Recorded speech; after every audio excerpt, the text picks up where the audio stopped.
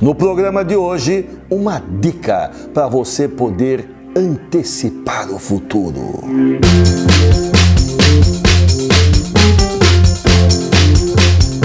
Aí o recadinho de sempre, gostou do vídeo? Dá um like. E se não é inscrito do canal, inscreva-se. Me ajude a fazer esse canal crescer. Deixa eu contar uma história. Um dia eu fui na casa de um amigo, um consultor, gente muito boa. E eu, quando vou na casa das pessoas, eu fico olhando a biblioteca, vendo os livros. Eu adoro livros, né?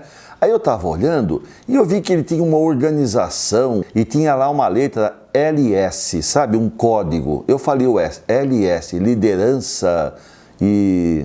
mas S... Eu fiquei pensando, assim, por que esse código? Ele falou, não, esses daí são os livros de sabedoria. Ele tinha uma classificação para livros que tinham feito diferença na vida dele, livros que tinham marcado. Estou dizendo isso para falar que este é um livro de sabedoria. Nome do livro, Ponto de Ruptura e Transformação. Os autores são George Land e Beth Harman. Nesse livro, os autores dizem o seguinte, que estudando como as empresas crescem, evoluem e eventualmente morrem, fecham, eles perceberam que existe uma espécie de desenho, um movimento que eles chamaram de curva S de crescimento. E o desenho dessa curva S eu estou colocando para você ver. E aí eles afirmam no livro que as nações e as pessoas, eu, você, nós crescemos ao longo da vida fazendo essa caminhada.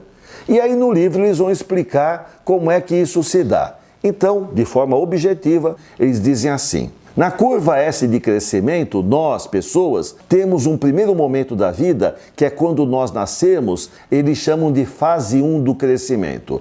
É a fase em que a gente não tem certeza de nada. É a fase das descobertas. É a fase em que você vai tomar grandes decisões na sua vida, tipo, o que eu vou ser quando crescer? Que profissão eu vou ter? Vou casar, não vou casar? Vivo aqui? Vou comprar apartamento? Vou comprar casa? Fico nesse país? Saio desse país? Muitas perguntas, poucas respostas, muita ansiedade, muita energia, muito vigor. É a fase chamada fase da liderança. É a fase em que você vai definir a sua visão de futuro, em que você vai definir um desenho de vida que você vai querer viver. E ao final dessa fase, você entra na fase 2. A fase 2 é representada por esse segmento de reta.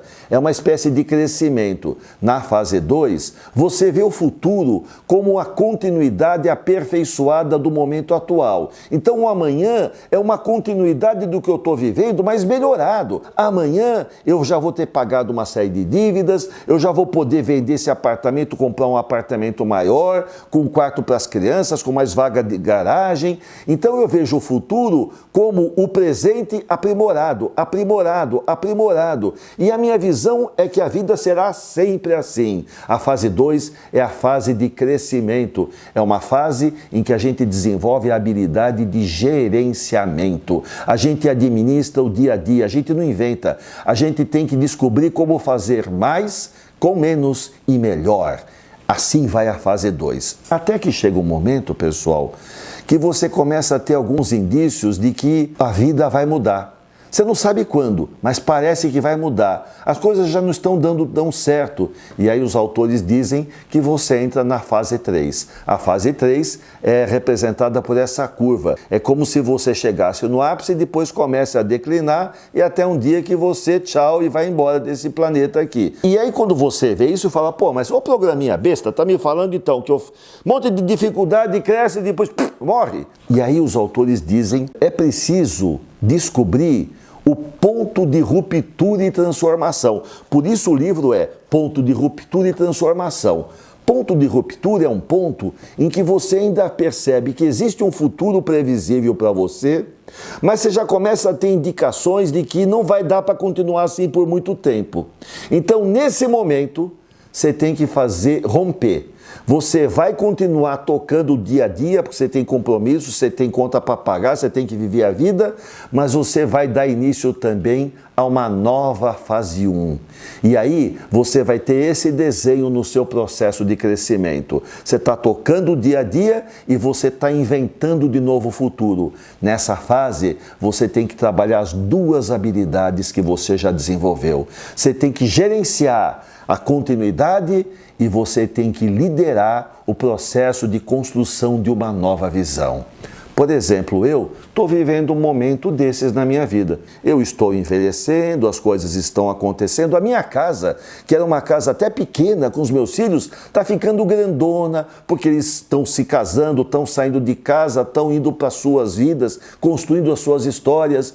Está na hora de eu me reinventar, porque a forma como eu construir a vida, ela não se mantém e eu não posso voltar para trás. Muitas pessoas nesse momento, elas já viveram seus sonhos e aí sabe o que elas resolvem fazer? Começam a se meter nos sonhos dos filhos e vão tentar viver os sonhos dos filhos. Gente, nossos filhos estão no futuro, nós temos a nossa vida, cada um vai viver a sua vida.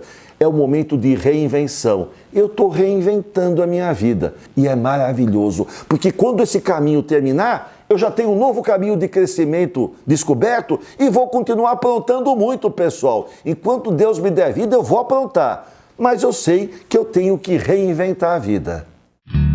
William James, filósofo e um dos fundadores da psicologia moderna, certa vez disse o seguinte: dentre todas as criaturas da Terra, somente os seres humanos são arquitetos do próprio destino.